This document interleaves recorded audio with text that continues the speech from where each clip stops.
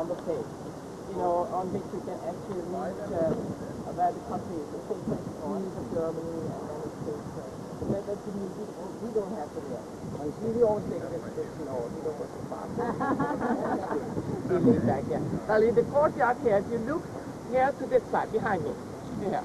That is actually where the Queen has got her rooms. And all these rooms, you can see the lights burning, that's what is used by the Queen. They're guided tours, and if you're interested to go into it, when you come back, you just meet up here at the gate there, and they have the certain hours where they take you through these very beautiful rooms, actually. If you're interested in tapestries in Gobelins, that's, you can see the new Gobelins of Queen got when she was 50 years. She is now 64. And that shows the history of Denmark in 11 very large tapestries. And it's very beautiful, especially the last one, the 1900s, I would say, not further than that.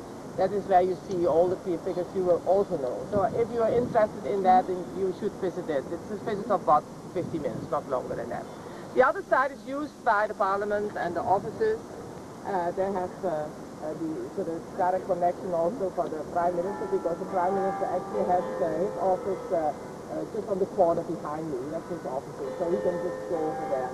I've asked him now who's on visit. That is the President of Nicaragua. He's on visit here, so he's being received here by the Parliament office here. If you know the copper roofs here, you can see all the green. That is of course old copper. All the brown, that's a new copper. And that takes about 15 to 20 years before it gets beautiful green as the rest of it. You can see there's some pieces where it already has started slowly getting green, but it takes a long time to do that. And as I said, they all come slowly back to work now. They've been in summer session, but of course the Parliament will be opened in October. The Parliament of Denmark has only got one chamber, and there are 8 official parties represented, so a bit different from your country. And at the moment, the ruling party is they are the Liberals and the Conservatives. They haven't got the full majority, but they're usually supported by the Danish Folk Party, and they support them generally, so they're quite safe. By next year, we should vote again. Every 4 years, we go to the polls to have a new government.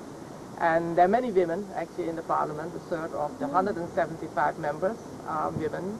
Many women ministers, or secretaries, if you will call them.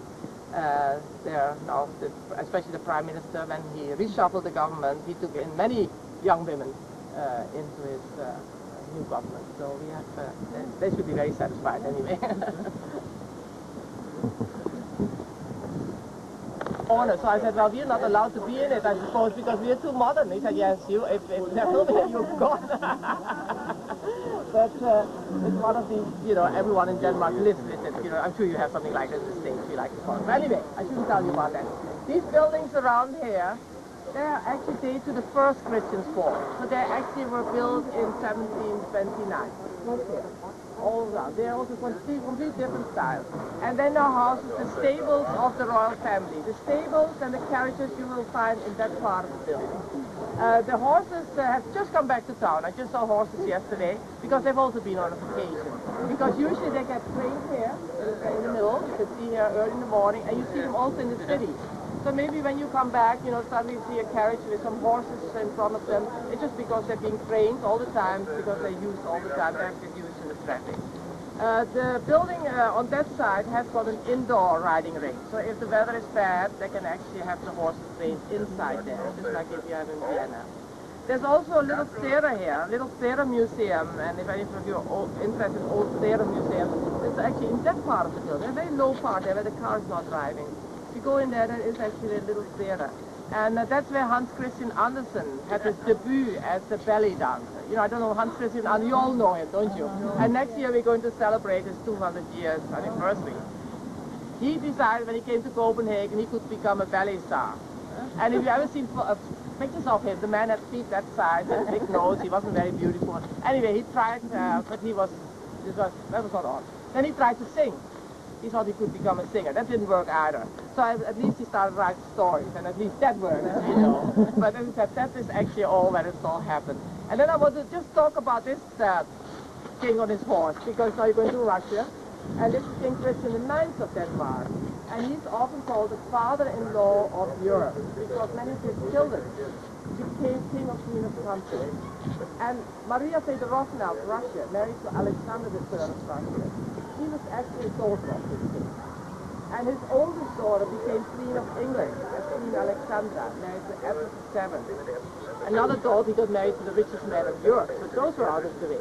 Then the boy, his oldest son, became King of Denmark. But this king lived so long that his son was only king for 6 years, because we have no abdication. You know, like now, our queen has to die, and then we can only have the crown prince. But he became an old man, so his son was already an old man too. One of his other sons became the first king of Greece. Now we just have the Olympics in Greece. One of his sons became the first king there in 1864. Another son married in the French household. So all his children are spread in Europe, and you find them, and that's why the royal household there is also connected with so many royal households in Europe. But now we'll make our way to that corner, and then I'm going to take you into the Royal Library grounds, which is in the